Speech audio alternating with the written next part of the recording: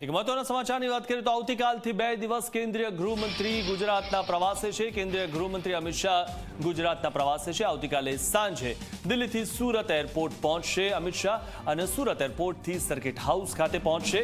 સુરતમાં circuit house ખાતે તેઓ રાત્રિ રોકાણ કરવાના છે।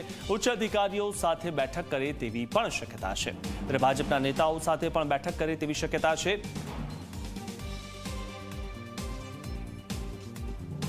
પ્રધાનમંત્રી નરેન્દ્ર મોદીના ગુજરાત પ્રવાસ બાદ હવે કેન્દ્રીય ગૃહમંત્રી અમિત શાહ ગુજરાતના મહેમાન બનશે। ખાસ કરીને અમિત શાહ જે છે તે રવિવારે સાંજે 7:30 વાગ્યે દિલ્હીથી સુરત એરપોર્ટ ખાતે આવશે અને ત્યારબાદ સુરત એરપોર્ટથી સુરત સર્કિટ હાઉસ ખાતે પહોંચશે। અહીં ખાસ કરીને રાત્રિ રોકાણ જે છે તે અમિત શાહ અહીં કરશે। તે પહેલાં આપ જોઈ શકો છો તમામ જે અધિકારીઓ છે તે અધિકારીઓની બેઠકનો જે દોર છે તે દોર અહીં શરૂ થઈ ચૂક્યો છે। આ ઉપરાંત જે એસપીજી સહિતના જે કમાન્ડો છે તે કમાન્ડો દ્વારા જે તપાસ છે તે તપાસ અહીં કરવામાં આવી રહી છે। રાત્રિ રોકાણની જો વાત કરીએ તો રાત્રિ રોકાણ દરમિયાન અમિત શાહ જે ભાજપના જે ટોચના જે અધિકારીઓ છે, જે ટોચના જે નેતાઓ છે તેમની સાથે એક મહત્વની બેઠકનું પણ આયોજન હાથ ધરે તેવી પૂરેપૂરી શક્યતા જોવા મળી રહી છે। આ સાથોસાથ દક્ષિણ ગુજરાતના તમામ જે ઉચ્ચ અધિકારીઓ છે તેમની સાથે પણ એક મહત્વની બેઠકનું આયોજન હાથ ધરે તેવી પૂરેપૂરી શક્યતા અહીં જોવા મળી રહી છે।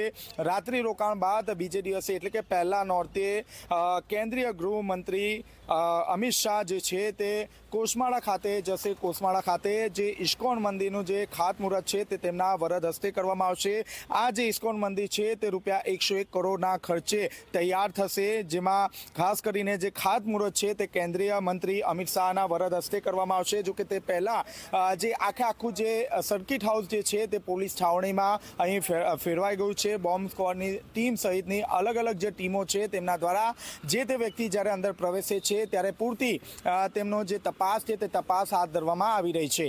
કેમેરામેન વિજય બેસાણે સાથે ચેતન પટેલ, ઝી મીડિયા।